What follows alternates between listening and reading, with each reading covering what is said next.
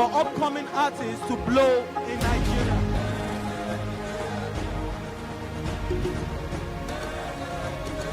Welcome to Plus Trending. I am Bookie November, your host, saying thank you for joining us on today's episode. Welcome back. It's tea time on PlusTvAfrica. Practice makes perfect. I'm not perfect yet, but I'm a lot better than I used to be. He's a king. He's entitled to marry 100 if he wants to.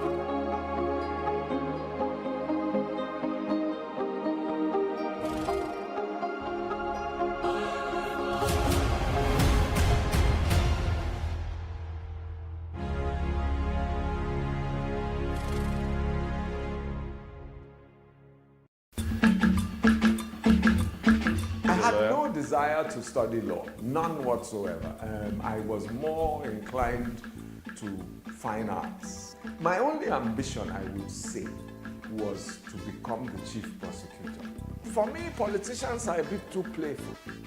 That's what I believe. And since '99, we've seen how much investment in social events, in launching some streets that you just started, and the whole day will be spent on this occasion. British people are generally law-abiding. We are not law-abiding. So another problem of administration is that people don't follow the rules. Timeless Conversations, airing every Sunday at 8:30 p.m. In raising our kids, parents should stop playing God. The internet is actually using the people. But when you are looking for money to help other people, then it becomes easy. Don't rush into marriage. I always say this. You rush in, you rush out. Family is the bedrock.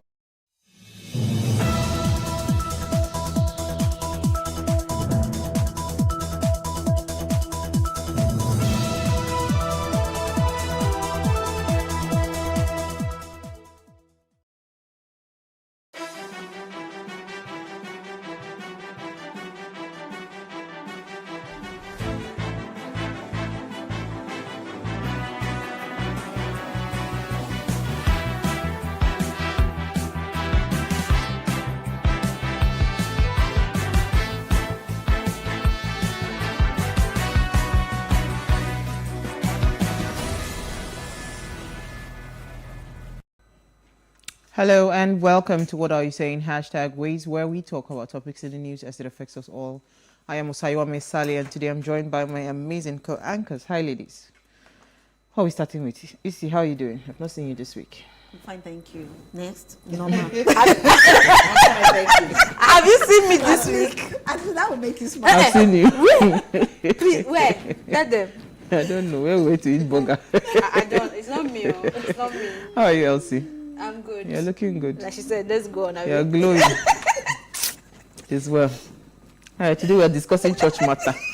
Let's move on. And here's what we found as today's quote. Those who believe that politics and religion do not mix understand neither. This is from Albert Einstein. An interesting day. So a video surfaced last week, or rather last year, where a pastor was seen addressing his congregation on the need to get involved in politics based on the size and potential to influence governance. So it's our ladies' night out, and Elsie, Isi, Norma, and I are asking, can the church truly transform Nigerian politics? Based on his summation, and when we open our phone lines, we'd really love to hear what you have to say. But first, let's take a break to see what we found in the news.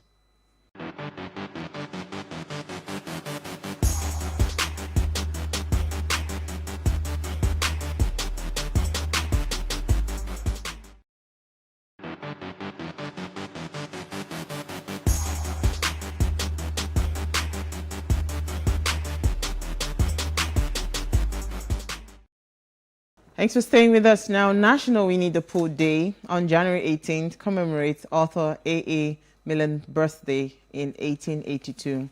He brought the adorable honey-loving bear to life in his stories, which also featured his son Christopher Robin.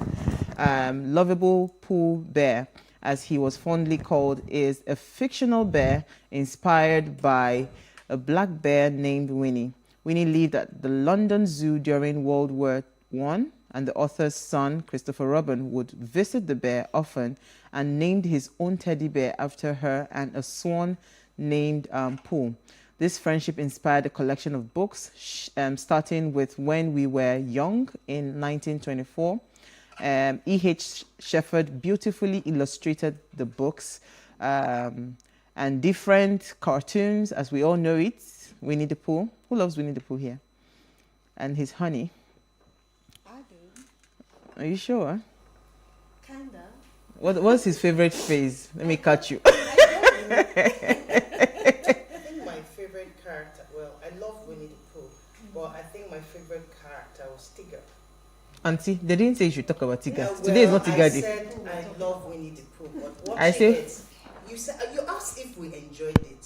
So I'm sharing my own aspects. It's a question. Like I said, it's kinda. I'm not a fan. I'm not against it. I'm just indifferent. It was interesting for me because I, as an adult, I found out that they played different personalities. It was characters. relatable. Tigger had this very sanguine outlook to life. There was the donkey that was always very sad. Dosa. Then Winnie was here and there, and of course the melancholic, the pig. Okay. The pig was always very pessimistic. What if this is going to happen? Always afraid. And When was the last time you watched it? Oh, well, as an adult, no, I haven't watched it. That's I quite think a I memory. watched there was a movie, recent movie, I can't remember the year. Yeah. I did watch that, yeah. But it made an impression, I Who guess. killed Roger? Are you satisfied? Do you want to tell us the phrase? Okay. She doesn't know it. Let's go. Something rumble in my tummy. Mine is Who Killed Roger Rabbit. No, Nasabi. Okay.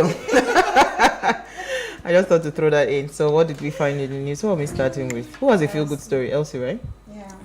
Is my story a feel-good story? You said you're in the mood for peace. Yeah, of course. So You Nigeria, came with peace. we've gotten some, but this will also help us in expanding our museums. And So where's the structure? Where are we putting it when it's brought back to Nigeria? Because it's not this conversation about repatriating our stolen artifacts has been ongoing in the news. I mean, the Minister for Culture and Tourism, Lai Mohammed, has been talking about it. Lai Mohammed.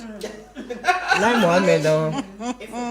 Anyway, Mr. Tijani said the commission had called for the expansion of the National Museum in Abuja and that of Benin so that the objects could be displayed. So they are calling and work is going on. I don't know what Lai Mohammed is doing, but this is what Mr. Tijani said. Mr. Tijani? Okay, I think bo. Yeah. Well done. Moving on. Isi, what's your story? Mine, is about just a minute. I'm trying to dig out the story. The story is Nigeria's economy. Why people are buying sanitary pads in packs of 2. So the reason is for economic reasons. One, and that is because things are quite expensive. The inflation in Nigeria currently, a lot of people are not able to afford a full pack of it. No, but do you mean somebody's buying, one person is buying, 2 people buying people one? Actually buying they're now 2 in mini packs of packs. 2. In mini packs. Oh, wow. Mini packs. Instead of a full pack. I actually asked a few ladies what this was all about, why they would prefer to buy the mini packs, and they said that maybe probably if you're caught in an area and you don't want to buy the full pack, and probably you're somewhere else and you already have a pack at home, you just need that one, it's like an emergency thing for them. Really? Yes. It was also because of cost. A lot of people can't afford to buy full packs anymore. So now, you know the way they cut down milk, for example, Milo, in sachets. Yeah. So people can now consume as to buy. So why that is worrying to me is because when it comes to milk, you can say, well, I don't want it to be too sweet. So, but when it comes to your period, if it's going to run for 5 days, economy going down is not going to stop you from running for 5 days. Yeah, exactly. Some people actually pick a particular day when they have the heavy days, right? So this goes back to period poverty, right? And that goes back to the inflation rate in Nigeria. So what then happens to people that have very heavy flow that in one day they actually exhaust an entire double pack. They might go back to the old way. The clothes. The really old I think there's way, this thing where about they the need cups to too. use the rags and stuff like that to do it. This is just reminding me show to that launch the things project are I need really to bad. launch. God help Things me. are really bad now. All right, Norma, your story, because today we have long conversation. Okay, well, for me, I have this story about Roberta Metsola, who has been elected as the youngest ever president of the European Parliament and the first woman in the role for 20 years. Wow. And coincidentally, she got it on her 43rd birthday. So it's really interesting for her as a woman, you know, in politics or in top leadership position in the UE. It's I applaud her and congratulate her. Let me just put it that way. That's an awesome flag. She's also an inspiration to all women. Oh yes, and she has a lot that she's driving in her regime. So let's see how that works. Amazing. Okay, so while some people are struggling to buy pad, Rolls-Royce records highest sale ever in history amid pandemic recovery. More Rolls-Royce cars were sold in 2021 than any other year in the company's 117 years history. And this growth coming even as the global economy is slowing down or is slowly recovering from COVID-19 pandemic. The luxury car makers disclosed following a recent annual results press conference that it delivered about 5,586 cars to clients around the world, up to 49% on the same period in 2020. The overall figure includes all-time record sales in the most regions, including Greater China, the Americas, the Asia Pacific, and in multiple countries across the globe. Why they don't mention Nigeria? Because we saw a lot of people receiving their Rolls Royce. We know plenty of it. You know, this just reminds me of one prince, one of these, one Arab prince. I saw a post on social media that the guy has the highest, the world's largest car collection, and most of the cars are bulletproof, gold, as in the guy is studded. I said, wow, people are wealthy in this country or in this world. So this news you took, I've been seeing a lot of reaction around it on social media. Some are trying to say, is it the capitalists they call them now, that they made a lot of money with the pandemic? Of course. But for me, I don't think that is the case. Of course, people made money with the pandemic, and just like every other thing that happens in the world, some people will make money from it. But I think that the COVID-19 era activated vanity in a lot of people, right? And they're wondering, okay, so we have this sort of money. If die tomorrow, COVID-19 was going to be the end of the world, I might as well use what am I using it for? I might as well spend this money. I might as well just buy that Rolls Royce, really. And I think that's what happened for many. Of course, it's not Rolls Royce, but if a lot of us want to be sincere, some of the things many won't have done, honestly, they are now doing. You know those fixed farm things. I say if I die today, you know, your own is worse. So it's on different level for different people. Even when you look at people's 2022 resolution, if you listen closely, a lot it's not so deep. It's really on the surface. Like, let me just chill.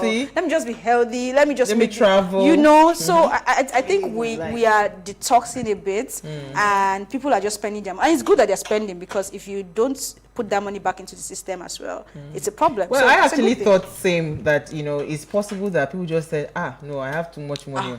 Let's squander it. Let's take a break. Let's take a break. So when we come back from the break, we'll dive into our conversation for today. Stay with us. We'll be right back.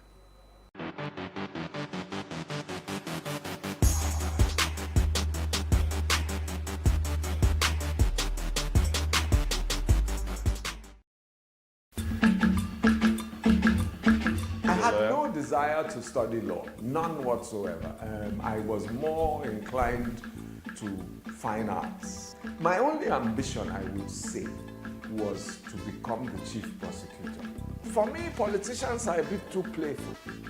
That's what I believe. And since '99, we've seen how much investment in social events, in launching some streets that you just tired, and the whole day will be spent on this occasion. Rich people are generally law-abiding. We are not law-abiding. So another problem of administration is that people don't follow the rules. Timeless Conversations, airing every Sunday at 8:30 p.m.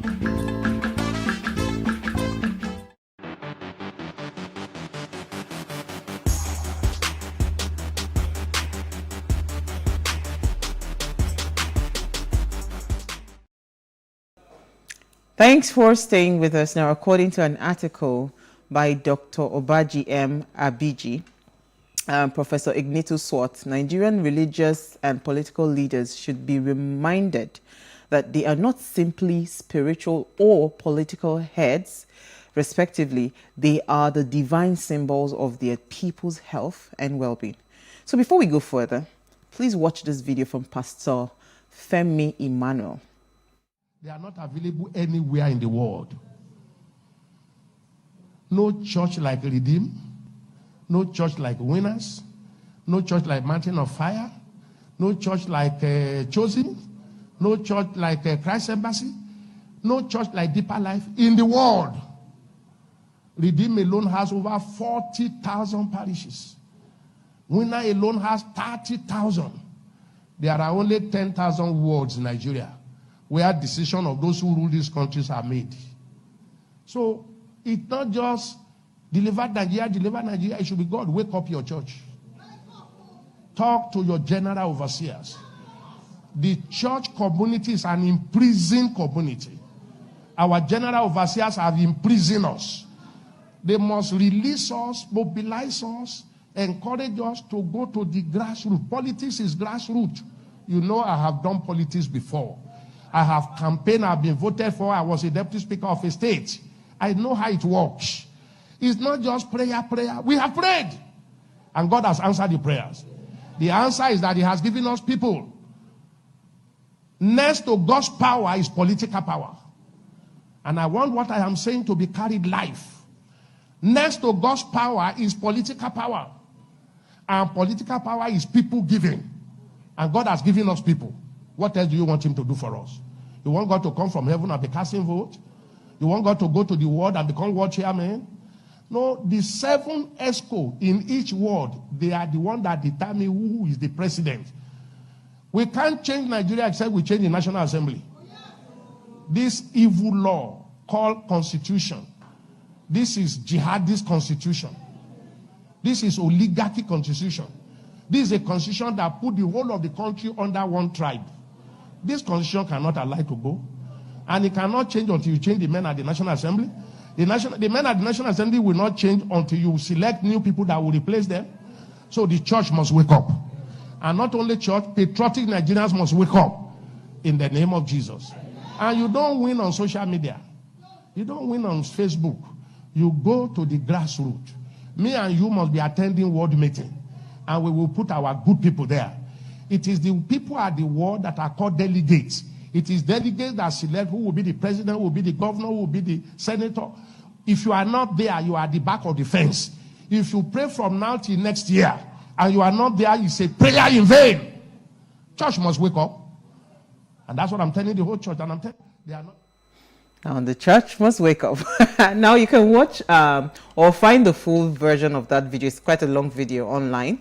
So based on Pastor Femi Emmanuel's analysis, do you think the church can truly transform the political terrain, Nigerian politics? Do you think that is possible? Please let us hear what you have to say. Remember, you can join the conversation. Send us an SMS or WhatsApp to 081-803-84663. You can tweet to us at PlusTvAfrica with the hashtag #WaysShow.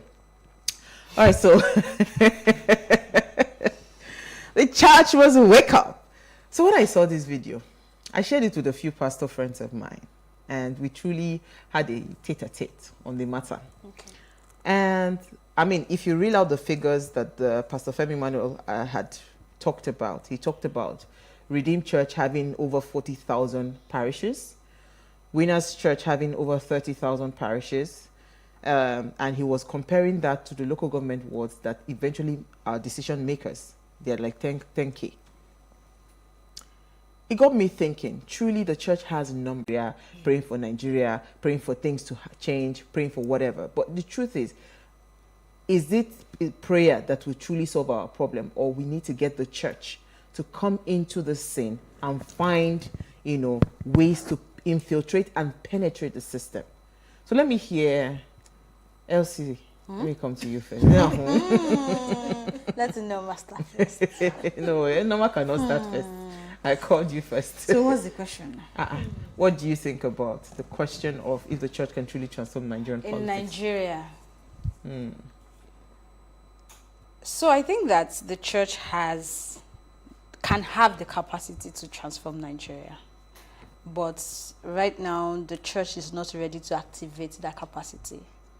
So, you know how you see a young person, and because you have gone through life and you can put one and two together, you look at that person and say you're seeing potentials in this person, and you're doing everything possible to get this person to be able to tap into that capacity they have and be better, right? So that is where I'm coming from in saying that, yes, I see potential in the church. I see that the church can have that capacity if the church is able to activate it.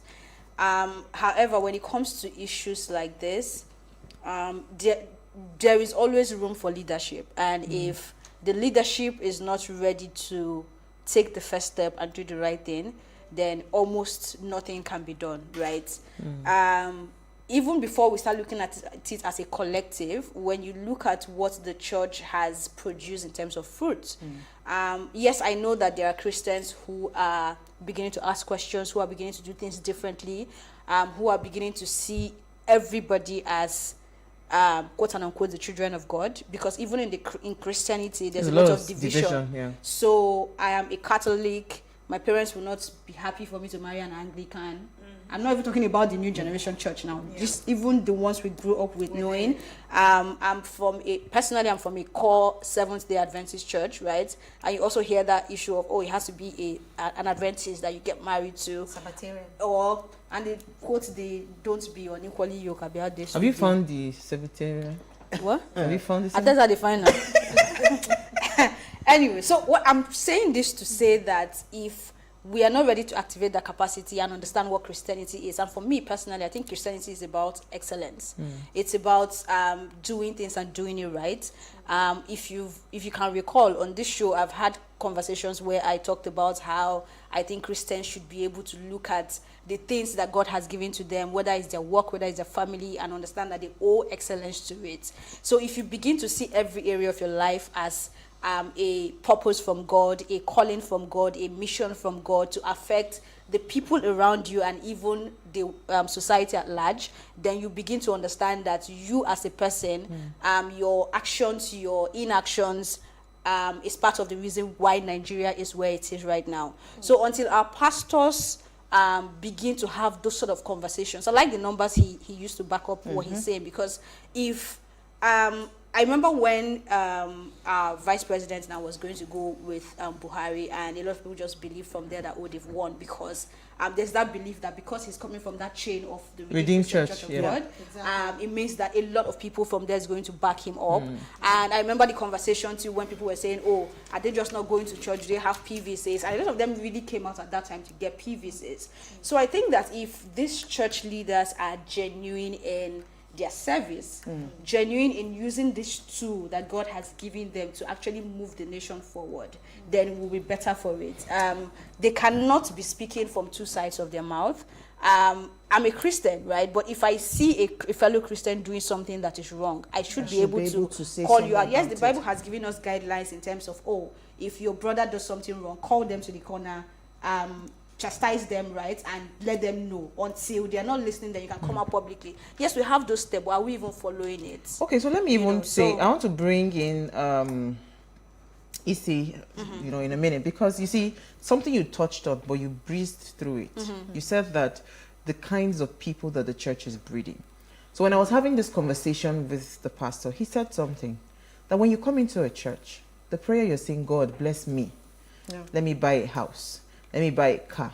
Let me buy this. Let me buy that. Bless my family. Bless my children. Bless my womb. Give me good job. Career this. So we are we have successfully built a lot of self-centered individuals where you are not thinking community. So we were talking and he said, just imagine. He said 40,000 words, Abi. Picture the number of home cells each church have. So you have a home cell in your home, right? If the church mandates it to say that outside of the home cell activity that you're going to do for the church, when you finish that home cell activity, you must, as a cell, do something to impact the community, and you must be involved in the things that happen in the world. How do you think that would generally impact the overall political landscape of the country? You know, so what do you think about that, Isi? I think that would be a wonderful move if anybody can actually succeed in, you know, getting the home cell and the church and the ward to work in sync. There is something that I saw online, and it's a quote, and it says, when you bring religion and politics together, it's a whirlwind. And just imagine the power, the influence it will wield. Not to talk of you now going into the home cells and bringing every individual to be a part of the community and to enable everyone participate in politics and in growing the political space. Look, we have done so much in our homes, and it's like you said, it's all about me.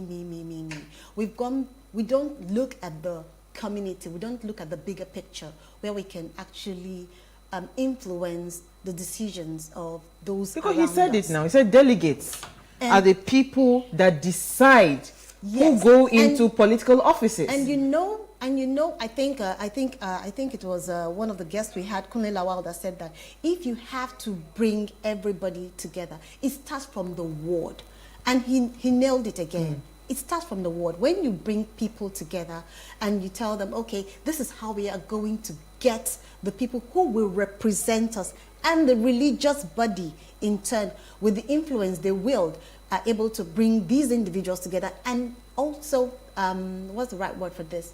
Not influence them, but educate them. Because most people do not know anything. Like I said, a lot of Nigerians, we are practically ignorant of the political space. It's what they give to us, that's what we take. And we do not know that we are supposed to work from the ward and the grassroots down to upwards to the presidential space. Please. So it is crucial that we bear this in mind, that yes, the home cell is crucial, is important, and in turn influence the political space. And if every if every church now comes together, or religious body, be it Muslim, Christian, pagan, whatever God they decide to serve, they come together and say, we really want to stand for Nigeria and influence the people to make the right decision. Yes, it's possible. It is possible. So let me come to you, Norma. Yeah. So, political power is people.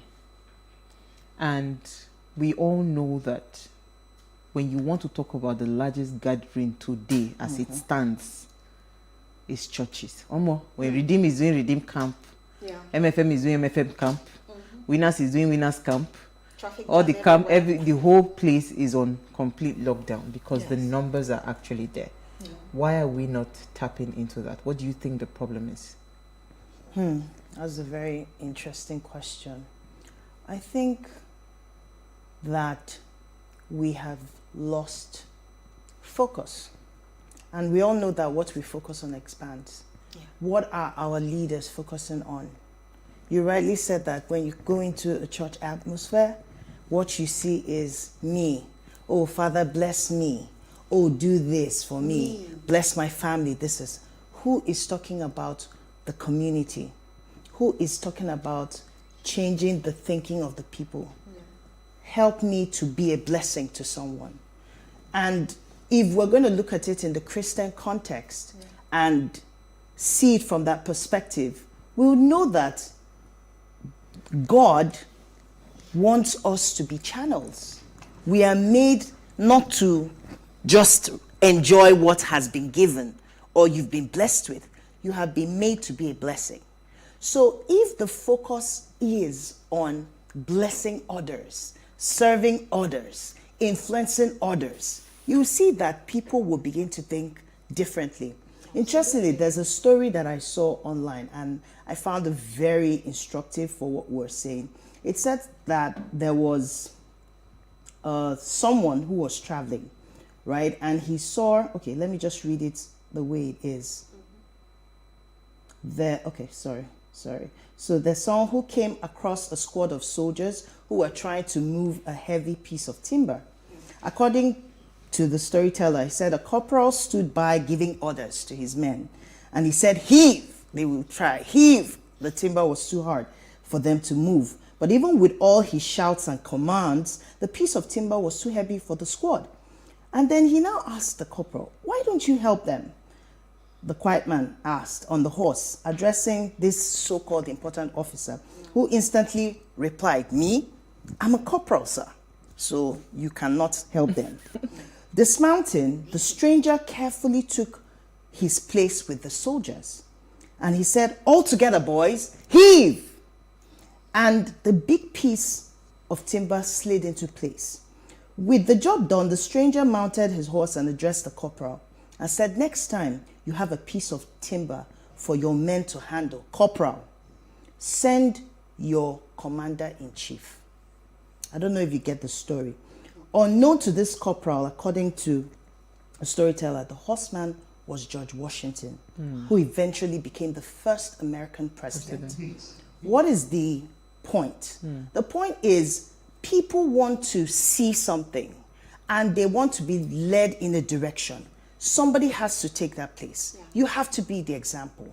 What you focus on is what they focus on. Absolutely. So if you focus on themselves, everybody becomes selfish because that's what they're focusing on. But if you are people and you're not just telling people what to do, you are showing by example. For example, you say, oh, go and vote, and you take your PCR. You say, this is PVC oh, sorry. I'm talking go ahead. COVID. You know, and you take your PVC and you say, okay, we have groomed this person, for example. Let me take the lead and endorse this person. Eventually, this is a community, this is a unit, and they look up to leaders. So, you know, I like where you're going. Yeah, sorry, not to cut you, because, you know, just picture this, that, you know, for every church, before a church would do anything in terms of help you pay your school fees, your hospital bills, and all of that, you have to be a member of it. You have to be involved in at the home cell exactly. At the home cell level. So most churches say that is the only way they can identify you, because most churches are too big, so they cannot identify their members. So they say, you know what, you have to be at that home cell level, so where people can identify that this person is a member of the church. Imagine if we just added a little bit to that, to say, you know what, you cannot only just be a member of a home cell, you have to have a PVC, you have to be registered in a ward, in your community. What do you think that will translate to politically? But let's take a break, because we'll need to open our phone lines. When we come back from the break, we'll continue the conversation. Stay with us. We'll be right back.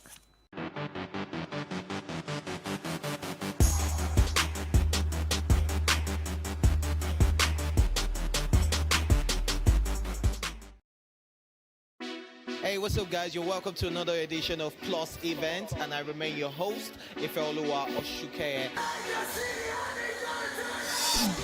Your absence isn't an excuse anymore, as Plus Events is all you need, as we bring you the glitz, the glamour, and loads of fun. Oh, definitely. No question. He's a living legend.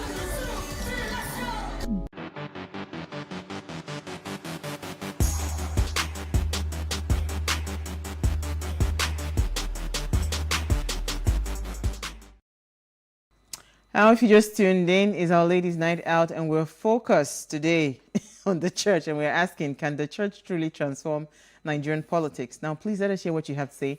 Remember, you can join the conversation. Send us an SMS or WhatsApp to 081-803-84663. I'm happy to say tweet to us at PlusTvAfrica1 with the hashtag WeShow. So our phone line is also now open. Remember to turn off the volume of your television set when you call. And the number to call is 070-250-07749. All right, so I'd said something before the break. I'd like to let Elsie come in because she's been quiet for a minute. If we go to that extent where we say, you know what, you don't only have to be a member of a home cell, you have to have a PVC, you have to be registered in in a ward. What do you think that will it means that you're now taking the bull by the horn? Because you see, I liked what that pastor talked about, because he said we have prayed, and that's the truth. There is no church. They will do, there was a time they used to call for prayer at stadium. You wake up and bless us, pray for the nation. All the denominations will come together. We keep praying. But you see, faith without work is dead. And the church is so comfortable praying. But you need actual people to do the work. So you already have the people. You have the numbers. Why are you not taking advantage of that? I'm backing people. Okay, so it was Kule Lawa we had on the show. And he was explaining to me how, when he was running for Senate, that he remembered one particular candidate that was running from Kaduna State. And that guy, just because he attended a mosque, just because he was a member of a particular mosque, he went to pray one Friday, and somebody looked at him and said, I know your face now. Are you not the one running for this whatever House of Assembly in Kaduna? We know your face. He told the imam on the mosque the next thing. The mosque did not only put his posters everywhere, they mustered around him, they gathered money, they were paying him money every month towards his campaign. Wow. Do you understand? And he eventually emerged. That is even mosque. If you talk about the numbers for mosque, compare the number of attenders and churches. So you just imagine that if we take this thing seriously, what do you think? And guess what? I can bet you that every member in that mosque has a PVC. But let me come to Elsie. Okay. Sorry. You want to go? I was going to say, another thing before you come in, please. Another thing we need to take into cognizance is that who are they supporting? Because we actually thought, okay, when we brought in our vice president, we felt, okay, he was going to stand. The church was divided. Yes, but that one conversation around politics, both you and I that are siblings, we can disagree. Politics is not something that binds people; it separates people. Go ahead, of course. So what I feel is, who is the church standing for? Who are they? Who is the candidate? Who are they endorsing? Who are they endorsing? Thank you. Who are they endorsing to come in and represent the people and the church? So it's not just about us looking for a candidate. It's the qualified candidate. Is the candidate qualified? Let me hear. That's another thing. Clearing your truth. So I'm glad that she went there, because I heard what Norma said, something around endorsing somebody or just saying this is the person that we have groomed and all that. Exactly. Right? But for me, there are two things I want to touch on, this and the selfish part, prayer or selfish part, right? So it's not so much of endorsing people. I actually want the church to get involved in terms of what do they call it now? Is it polytracy? Polytracy, in terms of getting people to understand their rights, their political rights, their civic rights, their civic responsibility, and understand that they need to get involved. You see, when we start crossing the line and talking about endorsing somebody, then you realize the level of selfishness that we come into this education, and we will still get it wrong. So beyond knowing that, in fact, whatever you know about who your candidate is, good luck, it's good. I mean, human beings are complicated. I don't even vouch for people when it comes to work, not talk of being the president or a governor, right? Human beings are really complicated, right? And I give us space to do whatever we want to do. But I think that in moving Nigeria forward, in getting Nigerians involved, then yes, I think the church should come in.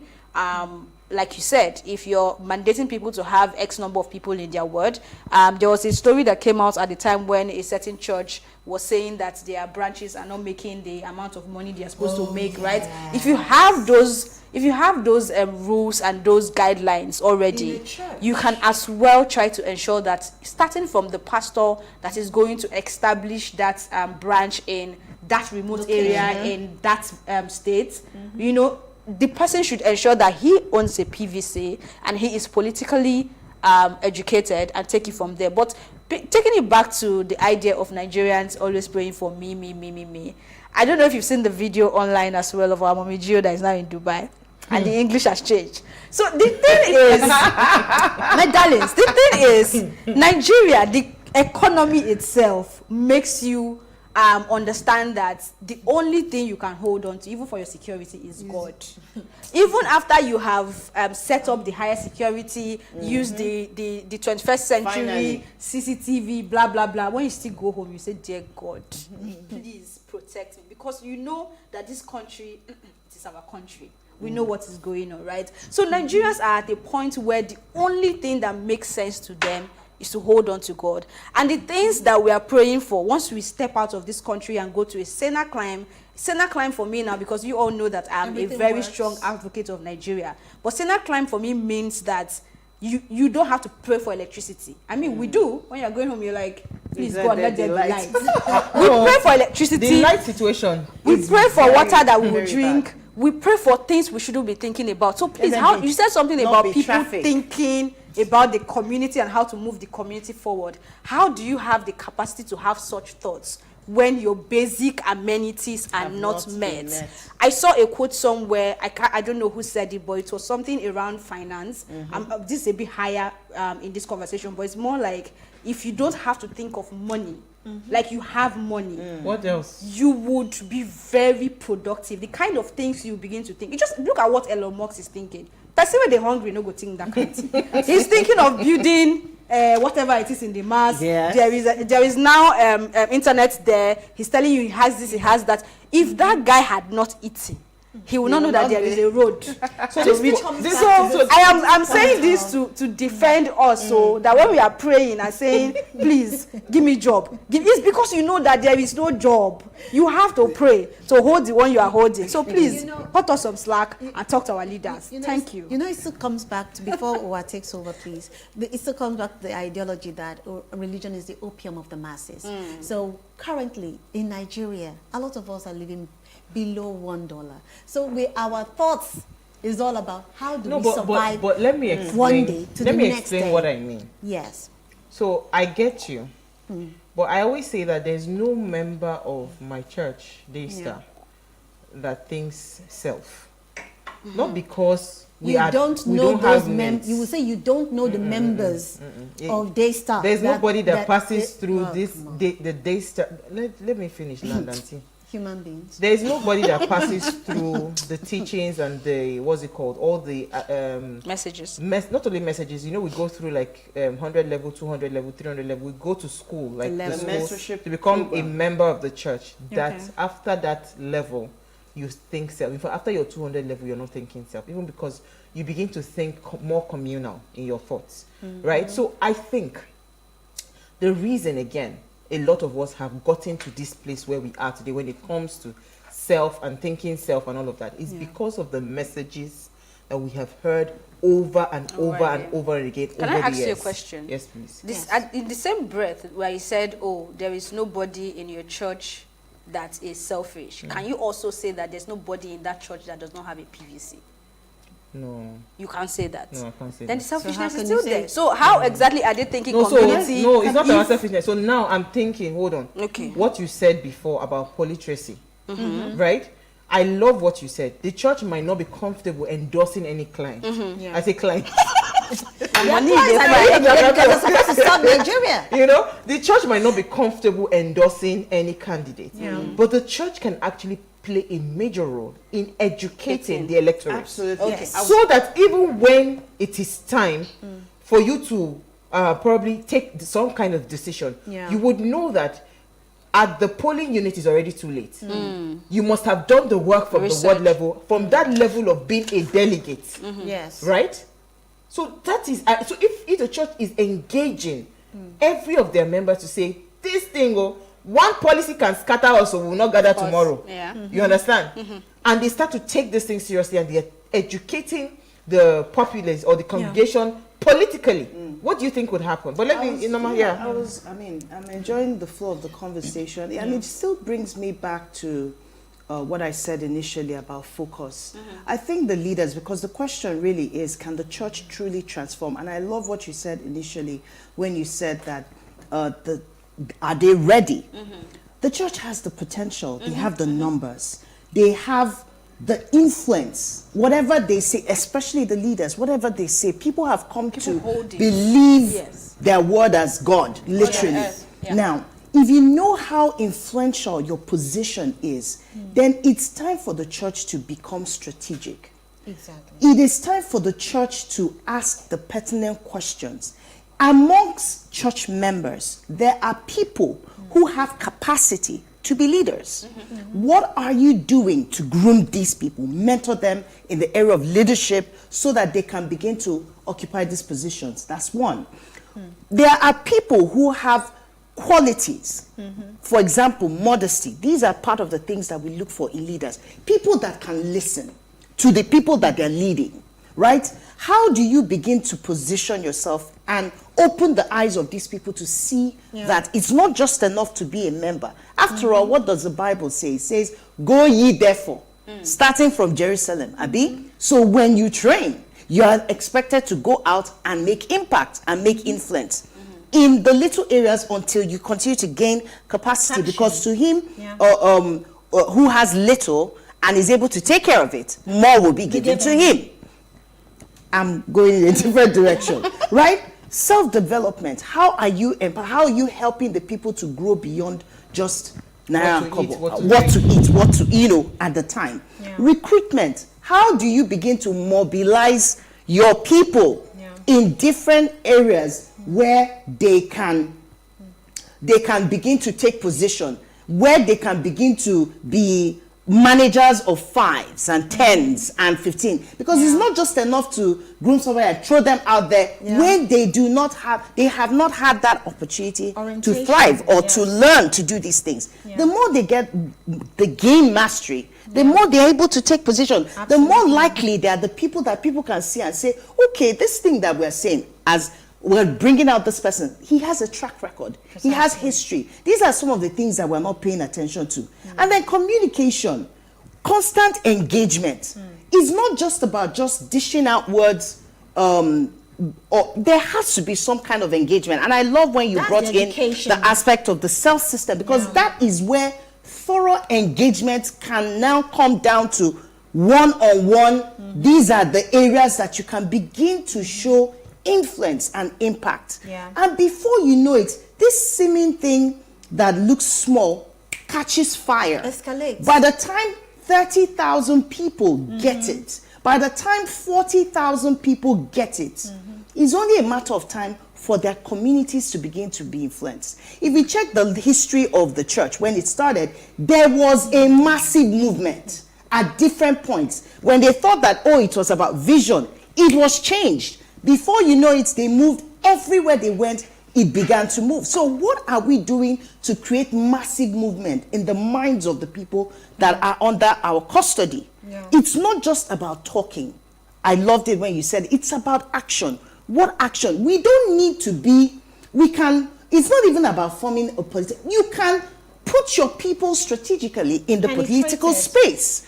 And over time, more and more people are pushed in. Before you know it, you have more of your kind of people who are more likely to represent the values and the visions that can help a community or a people move forward. And that is when they're more intentional with building the right kind of people and empowering them to penetrate these spaces, I think we will begin to see. But like you said, the question is, are they ready? Let's take some comments from our audience. That's quite interesting. What's that? Okay. So who's going first? I have one from Pastor Yemi, I believe. Pastor Femi. Oh, okay. So someone says, Pastor Femi has said it all. Let us pray and not walk mentally.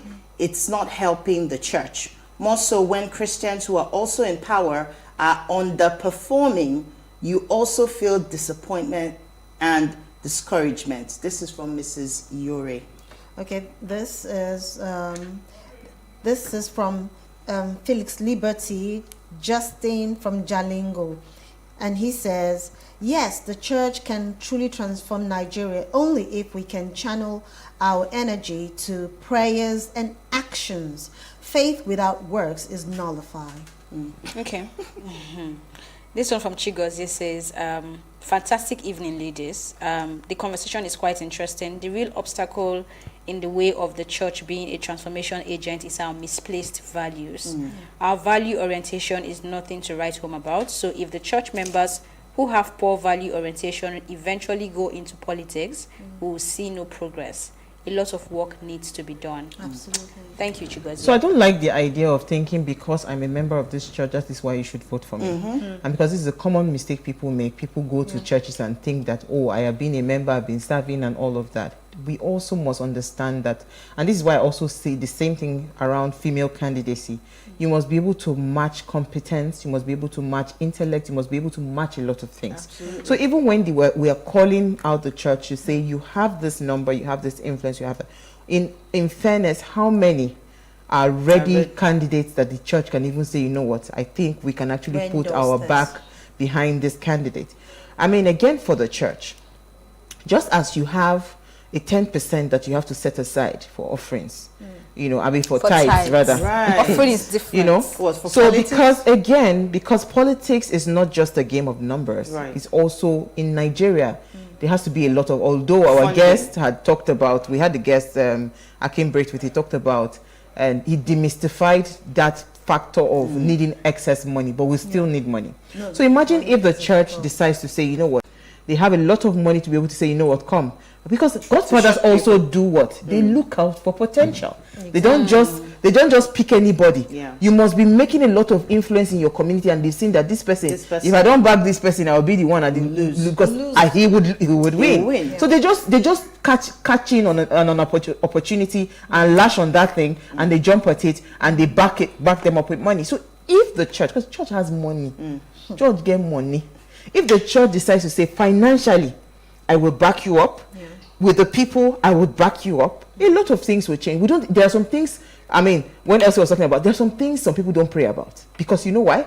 They're already seeing it. And this politics, everybody knows, anybody knows, is a game of numbers. So if we are really serious and we say, okay, we don't like the policies, we don't like all the things that are happening, what is the percentage you will need in a National Assembly to change the narrative? Do you understand? People know that. Another thing Do you understand? You also need to understand, it's not just about being a game of numbers, it's also a game of relationship. The relationship that the church has with the people and the relationship that the people have with the electorate, basically. So I think it's not just about politics being a game of numbers, it's also about relationship. The church has to be ready to play the game, which is why I think this conversation has been based on an assumption that the church is even interested to come they are not even ready. Back to the question. Okay, so you have to move. If you are doing politics, you have to play politics. And if you are going the route of that 5%, my darling, that 5% will come from that 10% already. Because nobody is giving any church 15%. On that note, you're not She's talking on behalf of are being very clear. I am the people. Thank you, ladies. I think we had a great conversation. I think we had some trouble with our phone lines today, but it's all good. Before we go, do ensure you follow us on Instagram. It's at Wayshow Africa. You can follow us on Twitter as well at Wayshow Africa 1. You can interact with us further, drop a comment, and more importantly, follow all our social media engagements. And remember to like, share, invite your family and friends to watch and follow the conversation. Now, if you missed today's quote, here it is again. Those who believe that politics and religion do not mix, neither or understand neither. We'll see you guys tomorrow at 8 p.m. as we bring another great conversation to your screen. Enjoy.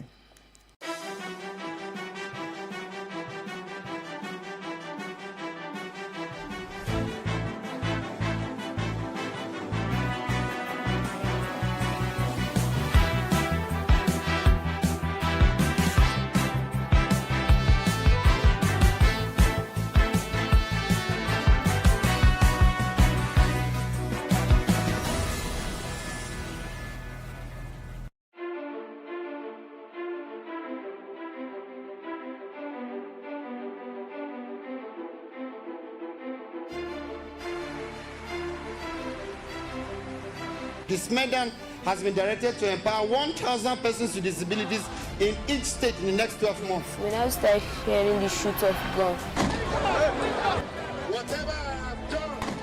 Every public policy has winners and losers, and some will not be very happy with you, while others, usually the silent majority, will be quite happy.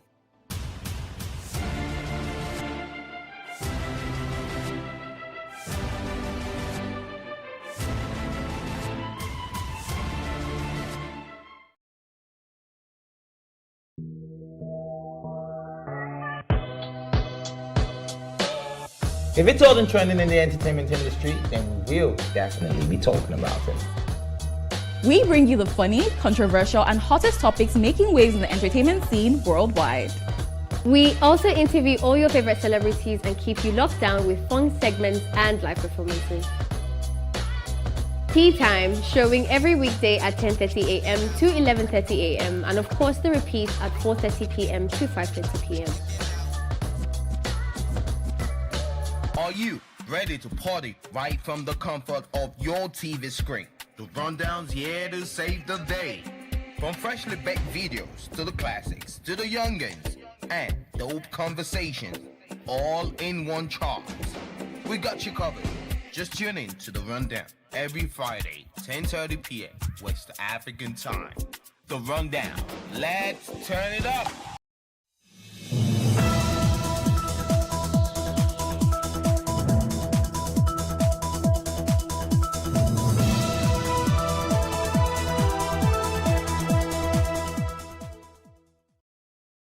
Honeysuckle Cakes invites you to its 10th anniversary celebration, happening live on the 26th to 27th of January 2022 in Daytutu Event Center Association Extension beside Fish Farm Ogudu, Lagos, Nigeria.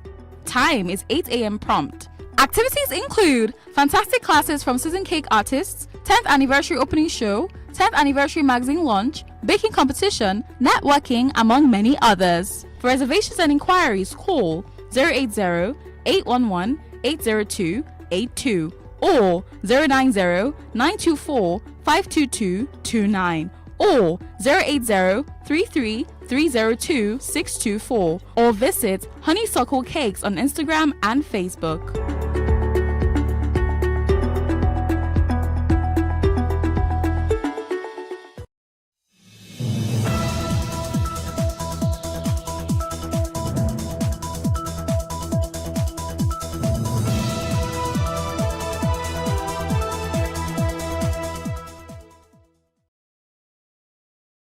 Hello, welcome to Plus Reports, where we bring you some of the stories and events that made the news recently.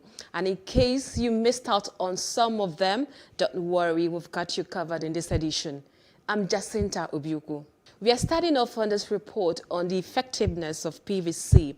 According to the INEC statistics on 2019 general election, in terms of percentage of registered voters that collected their PVCs, Lagos is not in the top 10 with 84.19% of the 6,570,291 registered voters in the state collecting their PVCs. That is 1,038,902 voters, the highest for any state, did not collect PVCs in Lagos State.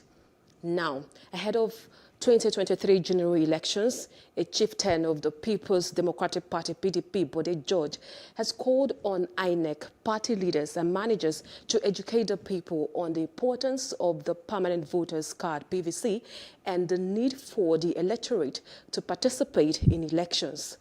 72.7 million collected their permanent voters card before the 2019 general elections, according to the nation's electoral body. This represents 86.3% of the over 84 million registered voters in the country.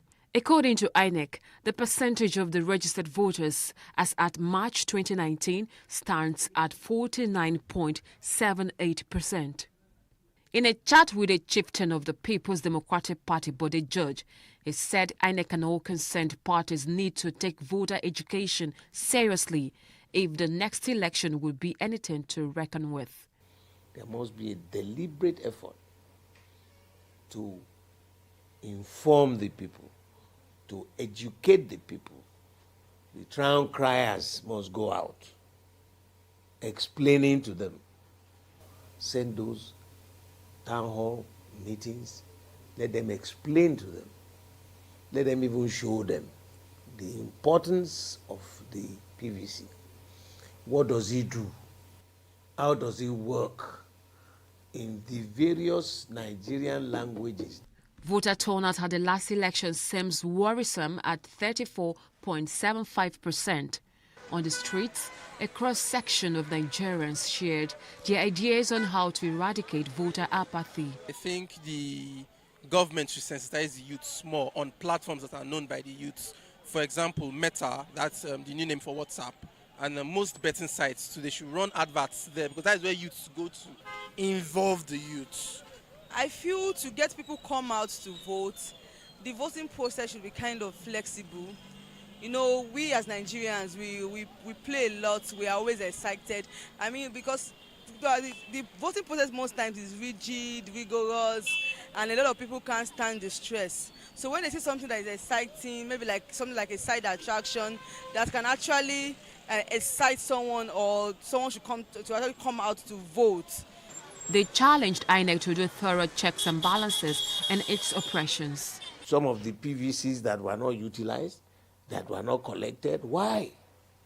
You know, those are the things I believe Prof and his team must go and be and ensure that all is well. I know there's no system that is 100% perfect, but we want 99.999%. Perhaps the coming governorship elections in Osun and Ekiti states come June and July will stand as a litmus test for the conduct of the 2023 general elections by INEC. The thrust here is that nobody should make you think or believe your vote does not count. Please get registered, make effort to collect your PVCs and come out to vote when it's time. Lagos State Governor Babajide Sanwo-Olu has promised to empower the wives of army officers at 9th Brigade Garrison Cantonment Ikeja with skill acquisition. He also spoke about adding infrastructures to schools and the barracks. He made this commitment at the West Africa Social Activities to mark the end of Troops Training 2021. Destiny Momo was there.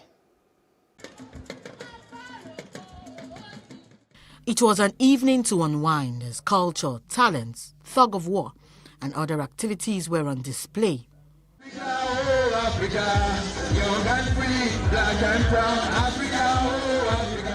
Governor Sanwo-Olu, who appreciated the officers and men for the effort in securing the nation's integrity, pledged his commitment to empowering wives of the officers. I want to publicly acknowledge and thank the officers and men of the Nigerian Army for the great work you are doing for our country, for the great work you are doing to keep the security and the sanctity of our nation, the great work you are doing with other security operatives in Lagos State in particular. I do not have a better opportunity than now to thank each and every one of you. But today, and so we will work together, and our ministry will come and identify what kind of empowerment, what kind of skills can we come and bring to you that can help you, that can ensure that you can also be a source of support to your spouse, to your husband, while they're serving the nation. We'll also come around and see if there's any support we can give to your school in terms of infrastructure, or in terms of internet facility, or in terms of computers, just so that we can help, you know, the children that are going to the schools in these barracks, and they can turn to become great citizens tomorrow. Garrison Commander Lieutenant Colonel Tahir Abdallah, who was overjoyed at the turn of events, congratulated the troops for the end of a successful training in 2021. He also thanked the governor for the donations made by the state over time. As you know, Nigerian Army is deployed in various theaters of operation across the country, and we have had tremendous successes. We are indeed grateful, Your Excellency. Let me also thank the Chief of Army Staff, Lieutenant General Farouk Yahya, the General Officer Commanding 81 Division, Major General L.A. Fejeku, for the tremendous support and guidance throughout the year. Prizes were given to winners of various tugs of war competitions. As the West African social activities celebrations comes to an end, the Nigerian Army starts a week-long celebration of the Armed Forces Remembrance Day with Christian and Muslim prayers. Destiny Momo for Plus TV Africa.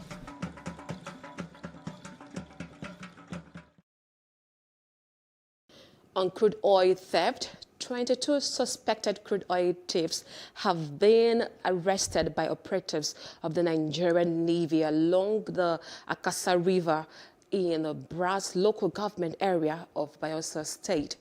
The suspects and the vessel used in the perpetrator of the crime have been handed over to the Economic and Financial Crimes Commission, EFCC, for prosecution. Our correspondent in Bayelsa State, Jesse Ise, covered the handing over. MTT's 4 was intercepted on December 6, 2021, with 15 crew members on board for allegedly transporting about 700,000 liters of stolen crude. Investigation by operatives of Nigerian Navy ship NNS Soro led to the arrest of 7 other collaborators. The Navy is not empowered to prosecute. This is a handover ceremony. We have established the fact that the vessel and her crew are complicit in crime that border on economic sabotage. As a result of that, we are here today to officially hand over the vessel and our crew to the Economic and Financial Crime Commission. We will be signing the handing over and taking over notes. The EFCC promises to do a thorough job in its investigation of the crime. On behalf of my zonal commander, I hereby take over MTTIS-4 and the crew member. After this official taking over, EFCC will now commence its action of investigation. And after the investigation, the needful will be done in accordance to the law. The interception of the fuel vessel on the sea looked to be a major breakthrough for the Navy in 2021, as securing the nation's waterways and the resources therein still remains its core duty. Jesse Ise for Plus TV Africa. It's now time for a short break. We will be right back with more.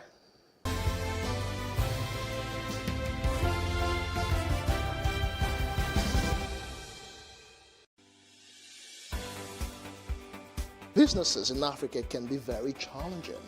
In Nigeria, it is particularly intimidating, and successful builders have learned how to navigate a hostile environment to unlock opportunities. But one major challenge businesses face is how to filter through the noise and identify where their ideal customers exist. Get insight and practical steps from industry players and captains of industries. Hear success stories to help you make informed decisions as you scale your business in Nigeria. Watch Business Insights at this time on Plus TV Africa.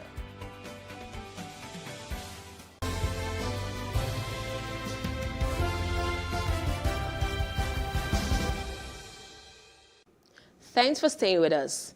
Now, 60-year-old Pacheli School for the Blind is seeking the intervention of the government and well-meaning Nigerians to be able to continue with its free education program for the visually impaired to enable the students to develop their skills, improve their educational status and gain independence, especially in reading and writing, in a view to assisting them to get a sound education. Plus TV Africa visited the school in Surulere area of Lagos to interact with the world of the visually challenged yet intelligent children.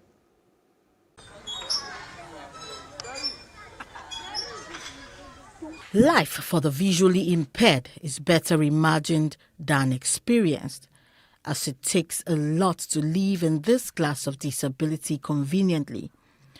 Most touching is hearing that some of them were not born this way. I know that that day I wanted to do my exam.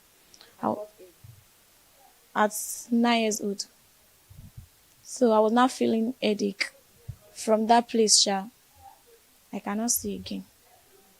When I was 2 years old, one morning I woke up, so I dressed up to go to school. I was still in KG1.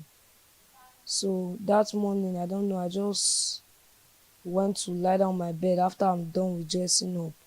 I was having catarrh and cough.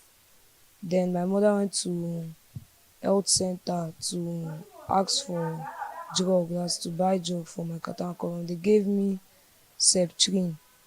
So the first day I first took the Septrin, I was having itch rashes on my body. Like not actually itch rash, just some rashes. So the next day, my mother went there again and they gave her another antibiotic. The next day, that same day, I now started having blisters on my body. Then that's how I started, and the thing went all over my body and all my skin was burnt. Pacheli School for the Blind and Partially Sighted, an initiative of the then Catholic Archbishop of Lagos, Leo Hale, was officially opened on the 16th of June 1962 and named after the then serving Pope Pius VII Eugenio Pacheli. Learning without their sight is obviously a challenge. The challenges we used to face is just say like there's some kind of things you can't do on the computer, like programming. It's hard for a visually impaired to learn programming on computer. For the thing to enter my head sometimes, I may not understand. I have to ask the teacher to recap again. But at the end, sha, I used to get it, but it's not easy. Teaching visually impaired is not like teaching the normal child. The normal child, as you are teaching, they can see what you are talking about. But for the visually impaired, they cannot, some have never ever seen anything before. So you just have to, as much as possible, bring home what you are talking about to the child. Moments in the classroom and labs are unique as they express themselves. Okay. We captured this scenario of a deaf and dumb father in a conversation with his visually impaired daughter.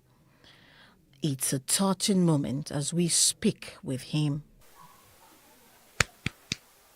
Okay, he said he wants scholarship for me just to finish my school. I want to go to Queen's College. Jane Onyeneri is the principal of the school. She has a simple message to the government and well-meaning individuals. Government was in charge of this school before eventually the Catholic Church took over their school. And we pleaded with them to give us annual subvention. They refused. And some government governors, when they come, they can assist us as they can. Like Ambode gave us a coaster bus. And a big money was budgeted for the physically challenged people in Lagos State. But that was our own share.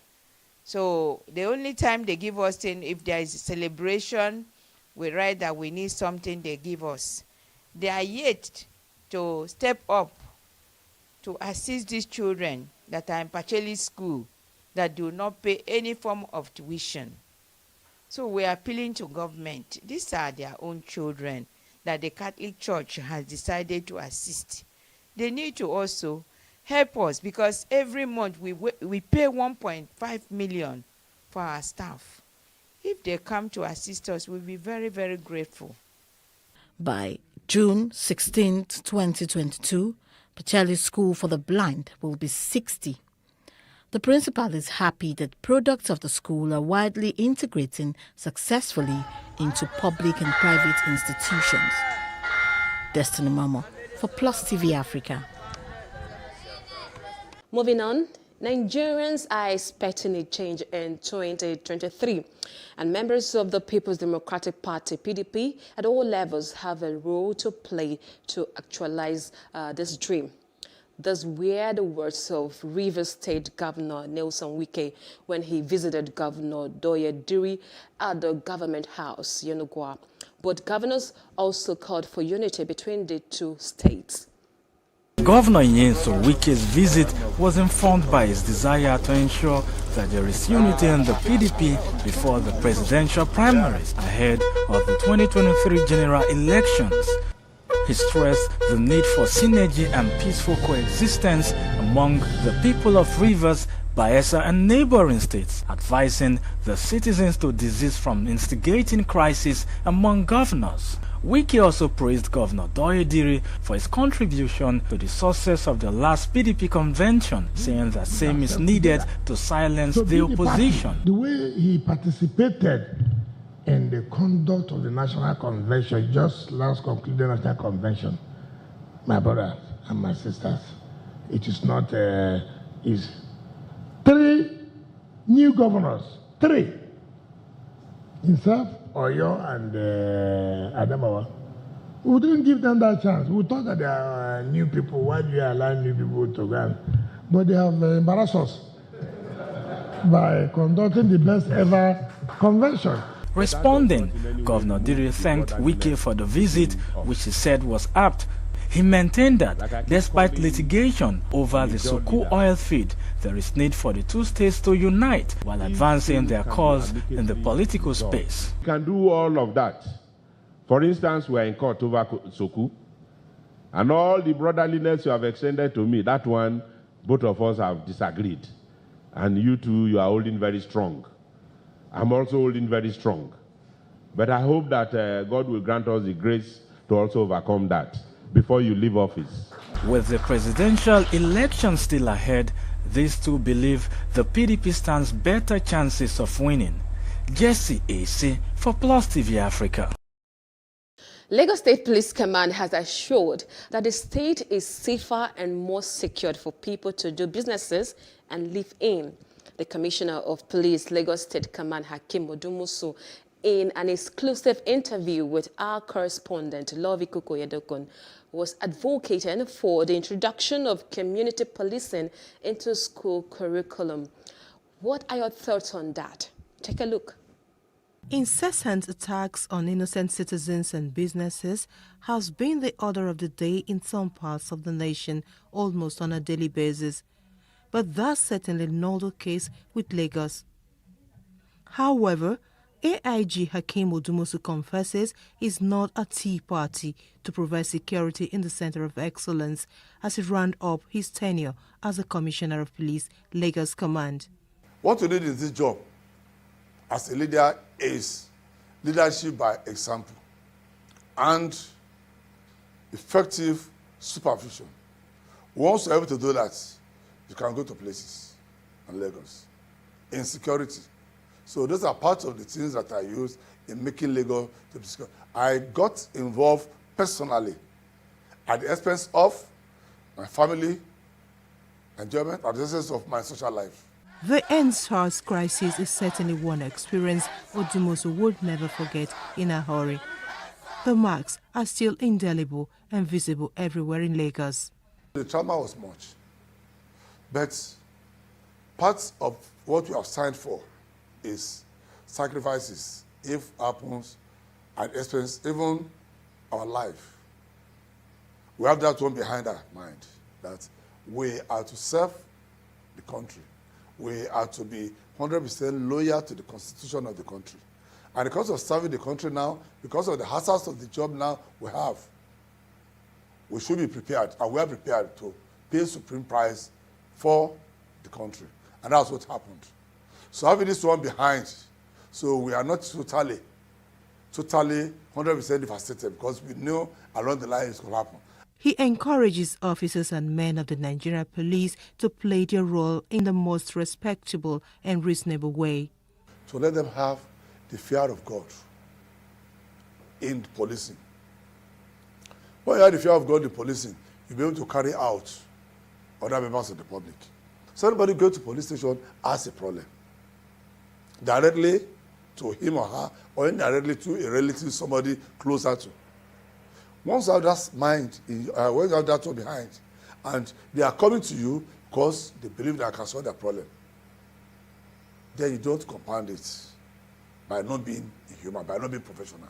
Odumosu, who moves to a bigger assignment as an Assistant Inspector General of Police, has a few more days in Lagos as a Commissioner, Police. From Lagos, Love Ikuku Oyedoku, reporting for Plus TV Africa. And now we're wrapping up on these issues of suit in Rivers State. But Harcourt residents have described the state government's fight against illegal oil bunkering and soot in the state as a welcome development. The residents wake up every morning to breathe air polluted by soot emitted from illegal refineries in the state. In a broadcast, the governor had declared 19 illegal oil bunkering kingpins wanted and tax council chairmen and traditional rulers to guard their domains against the activity. The soot emission in Port Harcourt and its environs continues to be a major concern for residents who attribute the cause to illegal oil bunkering and gas flaring by multinational companies in the Niger Delta. I do not think the Rivers State government is doing enough to tackle the issue of soot. If enough was being done, the governor would have released the report of the committee he set up on soot, which we've not seen the report today. But if we see that report, which is a process of investigation, we'll get to know the sources of this soot. If the state government said the local government should clamp down on bunkering activities, it is going to be a holistic matter where responsible men of the society will be engaged to engage this bunkering. It can be a dialogue thing. But if you say go and get youths, boys that are not properly fed, to go and start fighting bunkering, of course, these bunkerers will take care of these boys and then this menace will continue. It will be recalled that in the past few months, Petron has been fighting this battle. We have been going from places to places, smoking out the operators of artisanal refinery, otherwise known as Fire in Rivers State. We are happy that the Rivers State government has come all out through the directives of the governor to the local government chairman to fight this fight. They suggest that the best way to curb illegal oil bunkering is by creating jobs for the teeming youths. We here at Youth and Environmental Advocacy Center, we are working at modalities of creating and establishing solar farms in communities starting this 2022, so that youths who are involved in these processes can get other alternative opportunities within and around those solar power systems to be able to earn their living. Diplomatic solution can also be on stream. If you arrest or clamp down on the artisanal refinery operators, you bring them to book and give them an alternative of setting up a modular refinery. I'm sure that between now and the next few months, this area would have been turned around to become an employment hub for the nation. Is it wrong for a state government to build a refinery? Every Niger Delta state is big. They can build refineries. For them, produce. If it is the modular refineries, you do it and do it well. Let the boys come, engage them. The police has a big bone in the throats of illegal oil bunkers in recent times, a move commended by the people. And that's all on this edition of Plus Report. But before we go, let's still remind you to follow us at Plus TV Africa on Facebook, Instagram, and now, of course, on Twitter. And also do subscribe to our YouTube channel at Plus TV Africa. I'm Jacinta Obiuku. Thanks for watching.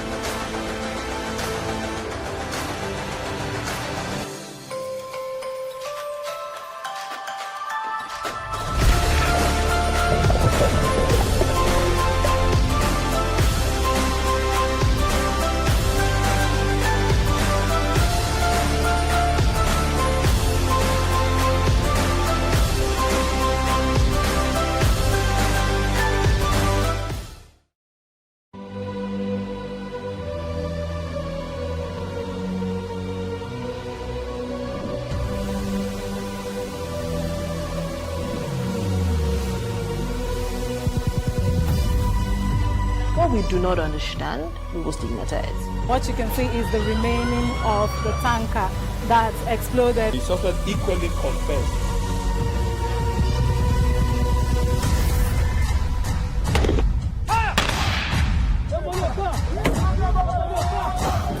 A 500 naira they collect them. If you no talk, then go beat you. Now 2,500 where they pay.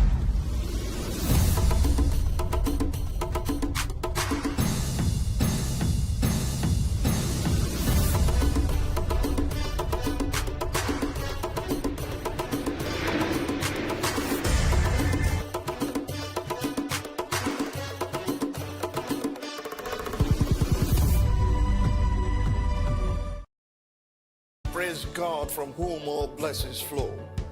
Welcome to your favorite program, The Moment of Truth, brought to you by the Citadel Global Community Church. Our God is a God of salvation, far above all principality and power, and might and dominion, that regardless of what happens in this season, you will escape. Say to your neighbor, there is no peace for the wicked. The lazy man does not roast what he took in hunting, but diligence is a man's precious possession. Finally, my brethren, be strong in the Lord and in the power of his might. Moment of Truth with Pastor Tunde Bakare, Sundays, 7 p.m. on PlusTvAfrica.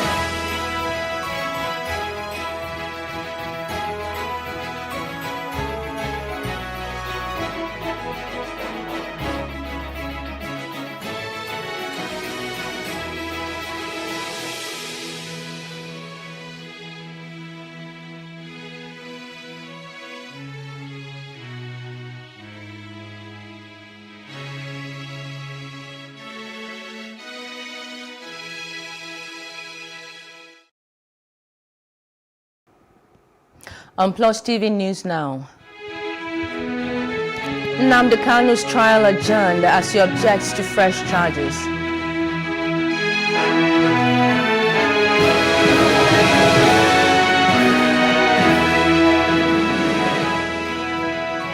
WHO says only 7% of Africa's population have double vaccination.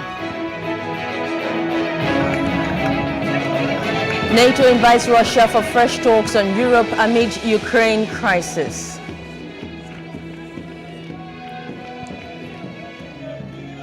Thanks for joining us on News Now. I am Maureen Meno Mwezigwe. We'll begin with the latest development on Nnamdi Kanu's trial. The Federal High Court in Abuja has adjourned until tomorrow for Nnamdi Kanu to take his plea. At the sitting, counsel to the federal government, Magaji Labaran, informed the court of the 15-count amended charge preferred against the defendant.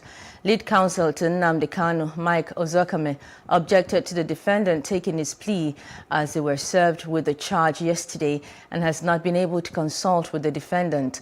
He noted that the adjournment is for a hearing of pending applications filed by the defendant. Counsel to Mr. Kanu insisted that the proof of evidence is not legible enough for their understanding of the new amended charge. Mike Ozekome took over from Ifeanyi Ejiofor as the lead counsel to IPOB.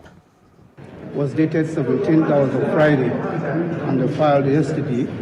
And as soon as it was filed, it was served on them, and they had an interaction with him. And of course, you are aware of the fact that law requires that charges can be amended and filed, even on the eve of the judgment of any case. So the mere refusal to take the plea today is one of the several antics employed by the defendant to delay this case. Have been able to give me another clearer copy, which is legible. And with that, we will take the next step. Tomorrow, no one is running away from plea being taken. But the point we made today, which the court appreciated, is that you can't take plea to counts that have not even been given to you. We were served some minutes to 10 a.m. yesterday a 15-count amended charge for a case coming up today. Whereas the last date of adjournment was 2nd of December. So they had well over 1.5 months to have done that and served us. They didn't. So I believe that was intended to frustrate today's procedures. In any event, that was the 6th time they are amending the charge. The Adamawa State Chief Judge, Justice Nathan Musa, said the judiciary is seeking collaboration with security personnel for the smooth dispensation of justice. The Chief Judge disclosed this in Yola during the opening ceremony of the Law Week. He tasked lawyers to participate fully for the benefit of the judicial system in the state. He said the leadership of Adamawa State Judiciary is working out modalities to correct the wrong in the judicial system that will be of paramount importance to the citizens of the state. To all the present, I would like to stress for the synergy between the bar and the bench and all stakeholders, especially the police, the correctional center, the NDE, the civil defense, and other security agencies in order to entrench the smooth dispensation of justice in Adamawa State. It is in this regard that we in the judiciary are making great strides with a lot of innovations in certain areas of operations. In the judicial sector, we are determined to uphold and promote the rule of law, respect the independence of our judiciary, and ensure access to justice to all in the state. As you are all aware, that we have declared a state of emergency on the rights and protection of women, children, persons living with disability in the state. As a purposeful government, we will continue to partner with the judiciary in ensuring that the judiciary operates independently and rule of law is. Senate President Ahmed Lawan has assured that the chamber would expedite action on the Electoral Act Amendment Bill. This is having concluded all consultations on the president's response. Lawan gave the hint on Tuesday in an address delivered at the start of plenary to welcome senators back from the Christmas and New Year break. He recalled that the Senate postponed discussions on the consideration of the response of President Muhammadu Buhari on the Electoral Act 2010 Amendment Bill in December last year. He said this became imperative to enable the chamber to consult with its counterparts in the House of Representatives and their constituents.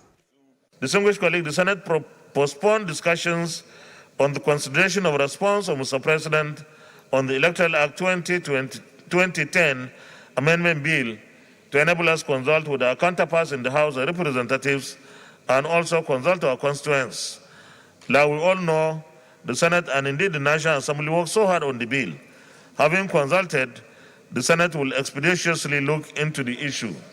Mr. President. He added that the Senate must continue to prioritize the security and welfare of citizens as enshrined in the Constitution, while urging Nigerians not to despair as a result of the security challenges confronting the nation. Distinguished colleagues, the security situation in our country is still there. We must remain focused and determined to work with the executive arm of government and also continue to support our armed forces and security agencies. We must continue to prioritize the security and welfare of our citizens as enshrined in our Constitution. I urge us not to be discouraged by the situation. We should make this year as the year for the final securing of our nation from the numerous security challenges. In the meantime, the Senate on Tuesday received a request to confirm the nomination of Professor Mansur Awalu Bindawa as non-executive commissioner of the Nigerian Communications Commission and Namunso Ekanem Akwa Ibom and Mahmoud Abubakar Magaji Niger as members of the Federal Judicial Service Commission. House of Representatives Speaker Femi Gbajabiamila has declared that the Green Chamber will reintroduce the Electoral Act Amendment Bill on Wednesday. He said the House has resolved to rework the bill and send back to the President as quickly as possible for assent. He also announced that the first set of the amendments to the 1999 Constitution being worked on by the House will be sent to the State House of Assembly for concurrence before the end of February 2022. Gbajabiamila, who spoke while addressing members on resumption from the Christmas and New Year breaks, said the direct primary option was introduced into the bill to pave the way for party members to fully participate in the nomination of candidates. I remain convinced that the proposal for direct primary elections is valuable for building accountability in our political system. But we must not allow the perfect to be the enemy of the good. Therefore, the House will reintroduce the amendment tomorrow, and we will work quickly to address the mitigating concerns, pass the bill, and send it back to His Excellency President Muhammad Buhari for assent. As to the issues relating to inelegant drafting and other technical errors in the bill, this is a matter of concern, as it appears the version sent to the President differs from what is circulating in the public domain. However, in December of last year, I appointed a technical team to look into the issue. I expect to have their report within the next day or two so that we can proceed to the next stage. The non-signing of Nigeria's recently amended. We therefore urge the National Assembly to leverage this opportunity to salvage the electoral bill by taking prompt legislative actions to conclude the amendment process. Any further delay will undermine public confidence in the electoral reform process. The National Assembly should ensure proper scrutiny of the bill to resolve all drafting errors and cross-referencing gaps before retransmitting the bill for presidential assent. Thirdly, the President should, upon receipt of this retransmitted bill, provide his assent within a week. This is the most inclusive electoral bill ever. And myself and my colleague and several others are saying to the President, let the errors be corrected, let the needful be done, but please sign this bill. We don't want to nurse the feeling that he will not sign. We did that before and he didn't, but this time I don't think he has any reason not to sign. INEC has insisted that parties must respect dates for Ekiti and Osun governorship election primaries and the Commission's timetable. The chairman, Professor Mahmoud Yakubu, spoke on Tuesday in Abuja at the first quarterly meeting with parties. Yakubu advised leaders and aspirants to carry out transparent primaries and conduct themselves properly. The National Convention of the APC will hold on February 26, 2022. Chairman of the Caretaker Extraordinary Convention Planning Committee, Governor Mai Mala Buni, announced this. He made a disclosure at the ongoing APC Progressive Women Congress in Abuja. The Yobe governor urged the women to come out massively and contest in the forthcoming national convention. Ogun State PDP chieftain Segun Shoumi has commended the outcome of the party's governors' meeting over the forthcoming general election. The outcome centers of Electoral Act, hydrocarbon security, amongst others. He advised the party to address fundamental issues affecting it in preparation for success in 2023. Party with the slogan, "Power to the people," must demonstrate it in reality. And if you ask what kind of option will I suggest, I would say all options are on the table. They could start by quickly reviewing them. They could start by coming in to come and speak to the stakeholders and figure out what is, moderate and modest. If the ESCO will remain, shall we all now go to the table of that same individual to go and be begging for a ticket to contest an election? And some of us who are under a lot of pressure to challenge him or to challenge and run for the governorship, shall we not look clearly what is the likelihood of a potential contest, since there's no point waiting until the 13th hour before you start screaming. He maintained that liberalized democracy can help to strengthen internal democracy. The governor of Delta State, Dr. Ifeanyi Okowa, has urged Deltans to pray for the will of God to be done in the state ahead of the 2023 governorship election in the state. Okowa made this statement in a Thanksgiving service at the Government House Chapel, Asaba. Governor Okowa cautioned political stakeholders on the need to concentrate on governance and not be distracted ahead of the 2023 general elections. We have the will to obey God rather than obey man. Because people take it as all politics. It's not all politics. The person who will succeed me by the special grace of God, it will not be by my power, but by the power of God. Must be one before this altar I speak, that will keep the fire in this altar going. The National Association of Nigerian Students Ogun State Chapter has lamented the increment in Moshood Abiola Polytechnic management system throwing up financial draining policies on the students.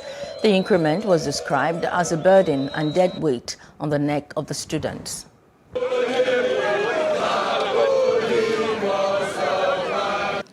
Eradication of extortion from police force within the school environment is obviously rampant. We have complained to the management, but all are turned on deaf ears. This needs to be addressed immediately. We demand immediate reduction of acceptance fee and medical fee. We demand addition of Marco Polo buses for student welfareism. We say no to the unreasonable extortion by the transport union on our campus and demand that the price be returned to the normal 15 naira per trip that was on ground before. Yemi Ajibade, head of public relations and protocol, reacting to this, claimed that the protest is a sponsored one, as the school management had seen to their demands. What they requested, the school authority cannot do it. They wanted good road, they wanted Marco Polo to ease transport, they wanted the student union election. We said it is the process has started. We have to put some things in place before we can do the election. You wanted a reduction. You want to erase 60-40. We said it has become a policy because government approved the removal of 60-40 to have 100%. So if you have to reverse it, then we have to get back to the government and do a reversal. So we have done all this, and yet they aren't budging. The Taraba state government has earmarked 4.7 billion naira for pensions and gratuities in the 2022 budget to address the plight of retired civil servants in the state. The State Commissioner for Budget and Planning, Mr. Solomon Elisha, stated this at the breakdown of the 2022 budget briefing with newsmen in Jalingo. The 2022 budget has an opening balance of 350 million naira. The state is also expected to spend the sum of 78.07 billion naira on recurrent expenditure. Capital expenditure is projected to gulp 71.71 billion naira, while the sum of 83.2 million naira was also budgeted for the State Library Board. This budget tag Budget of Home and Consolidation was crafted in compliance with the International Public Sector Accounting Standard (IPSAS) and has adopted rudiments of best practices as advocated by the Nigerian Governors Forum through the State Fiscal Transparency, Accountability and Sustainability Program (SIFTAS). The budget is well guided by macroeconomic assumptions as projected by the federal government of Nigeria in conjunction with NGF. Below are the allocation made to ministries, department, and MDS. Administrative sector would have 24.24%, with the Office of the Executive Governor 11,327,411,000 kobo. Away from Taraba to Lagos State, where the Road Transport Workers Union are now to pay 800 naira as a consolidated levy to the Lagos State government. The agreement between the state and the transport union is a move to harmonize dues collected by the government from commercial motorists and parks and garages across the state. This is according to the Commissioner for Finance, Rabiu Olowo. PlusTvAfrica State House correspondent Love Ikuku has details in this report. The official launch of the Consolidated Informal Transport Sector Levy has no doubt opened a new vista in the transportation business in Lagos State. Every commercial driver in the state will now pay 800 naira to be shared among government agencies and local governments. The Commissioner for Finance, Rabiu Olowo, says the harmonized levy will help reduce multiple taxes, dues and levies to all agents of state. Is to organize the collection process, to make it more structured, so that those collecting dues will not be running after vehicles, because ICANN do not run after me, MBA do not run after lawyers. So we have come together to say that we want to put in a structure of the collection process so that we can improve the look and feel of our transport sector. We want to reduce the multiplicity of taxes. People have complained a lot, you pay parking fees, you pay motor fees, you pay this and, and all sorts of taxes, dues and levies, either due to government or association. This consolidated informal transport sector levy will consolidate all taxes, all dues, all levies due to government and association bodies. In addition to this, we have seen some people, they are not local government staff, they are non-national union, they are not road, they are called on no agent. You see them flagging their stick, they be collecting money, unreceipted. So if anybody say, I pay 3,000, I pay 1,000, they might not be lying. We have not sat down. How do we do? When I say, okay, if you are taking off from Badagry, just collect this 800 naira.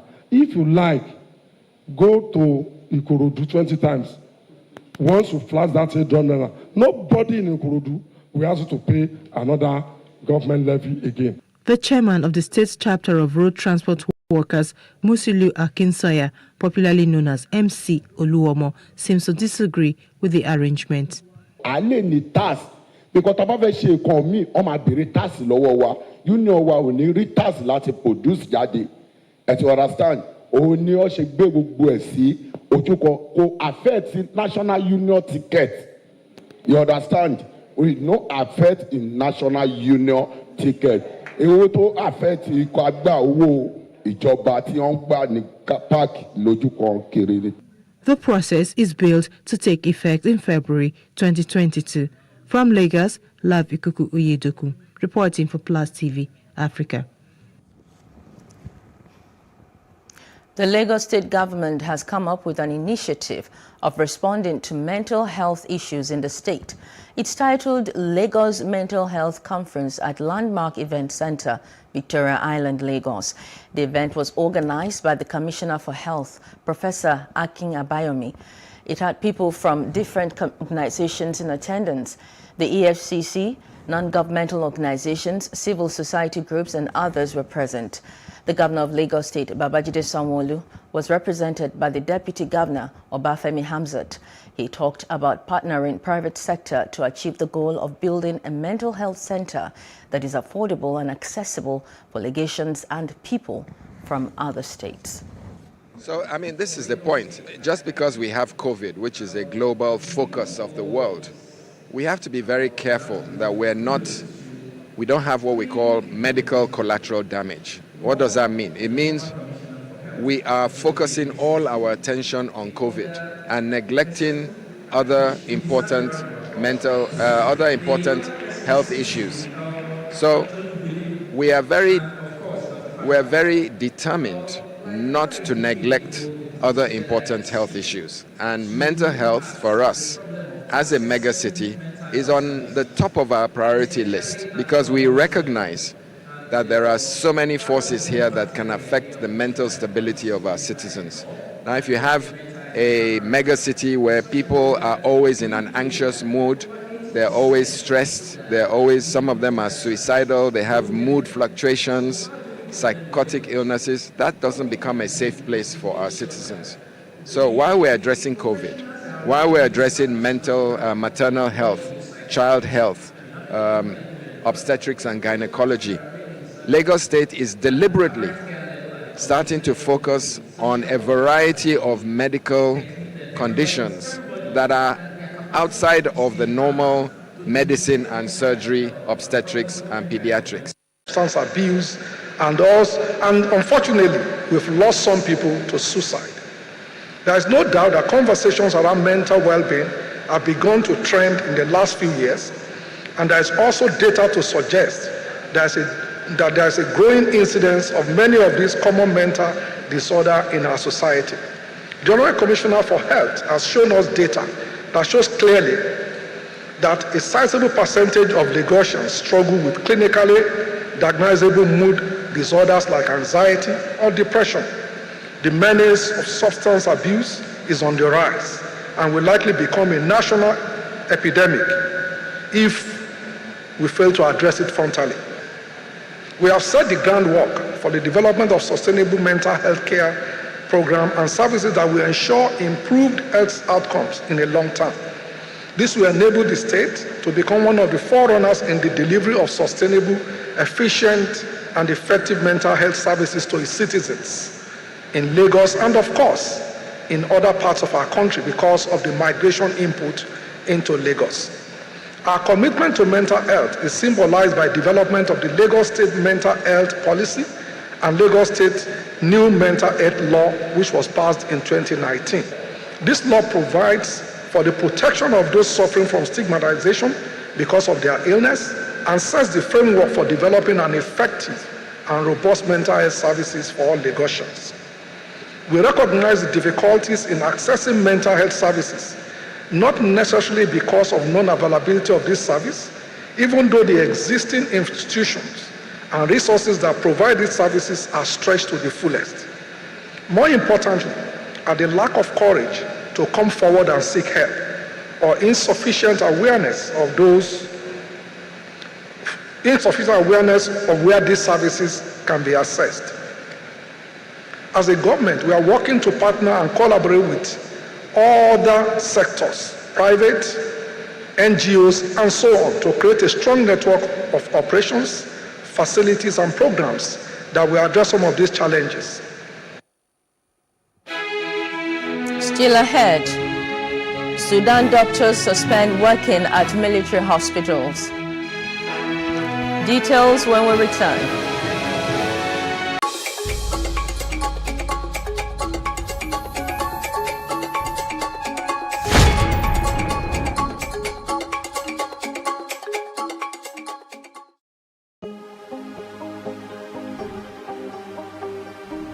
This is it. for upcoming artists to blow in Nigeria.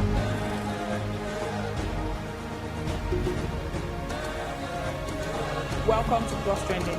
I am Bookie November, your host, saying thank you for joining us on today's episode. Welcome back. It's tea time on Plus TV Africa. Practice makes perfect. I'm not perfect yet, but I'm a lot better than I used to be. He's a king. He's entitled to marry 100 if he wants to.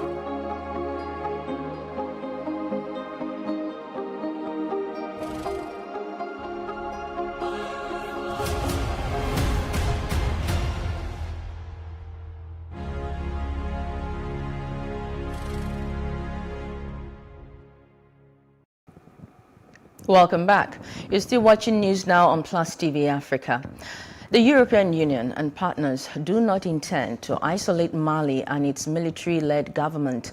The EU Special Envoy to the Sahel said on Monday, calling for talks despite a plan to severely sanction the country for failing to organize elections. ECOWAS hit Mali with tough sanctions earlier this month after the junta that seized power in 2020 dropped a proposed February election. It said it will stay in office for another 4 years. The EU has said it will impose its own restrictions in line with ECOWAS, likely later in January. We have made it clear that we want to see a proper democratic transition. On the other hand, as well as the ECOWAS that has applied very strict sanctions. But on the other hand, of course, we must continue to keep a dialogue with Mali, because we don't want an isolated Mali. We want a Mali capable of overcoming this crisis. And of course, we have always been on the side of the Malian population. We have always invested a lot in Mali, in development and security, and therefore we want to continue to do so. 3 associations representing Sudanese doctors on Tuesday suspended working at hospitals run by the military as part of pressure for full civilian rule. The statement was signed by the Central Committee of Sudanese Doctors, Sudan Doctors Union, and the Sudanese Committee of Consultants and Specialists. The 3 associations also said doctors will stage a 3-day strike as of Tuesday. There was no comment from the Sudanese authorities on the statement. The escalation comes 1 day after 7 demonstrators were killed by army fire during protests in the capital, Khartoum. Former Guinean President Alpha Condé, ousted in a coup in September, boarded a plane on Monday to go abroad. He's going for a medical checkup, 2 sources said, without revealing his destination. Last month, the ruling junta said the ex-president will be allowed to travel on medical grounds, but could not remain abroad for more than a month. Details in this report. Guinea's former president Alpha Condé has left the country for a medical checkup, 2 sources have said, without revealing his destination. Condé was ousted in September in a coup condemned by Guinea's neighbours and international partners. Last month, the ruling junta said the ex-president would be allowed to travel on medical grounds, but could not remain abroad for longer than a month. Condé had been detained by the junta, who accused his government of endemic corruption. The coup led to Guinea's suspension from the African Union and the West African bloc ECOWAS. A source close to Condé said he boarded a plane at 2 p.m. on Monday. A top government official also confirmed the 83-year-old had left. Senegal has seized 3 containers of ammunition from a Guyana flagged cargo ship in the port of the capital, Dakar. This is a rare arms haul worth an estimated $5 million. Senegal's customs agency said it has searched a ship named the Elika, which is stopped to refuel after it had made inconsistent declarations. Customs agents in the West Africa country found 3 containers of ammunition aboard the Elika. One of the victims were trapped in landslides or collapsed houses, especially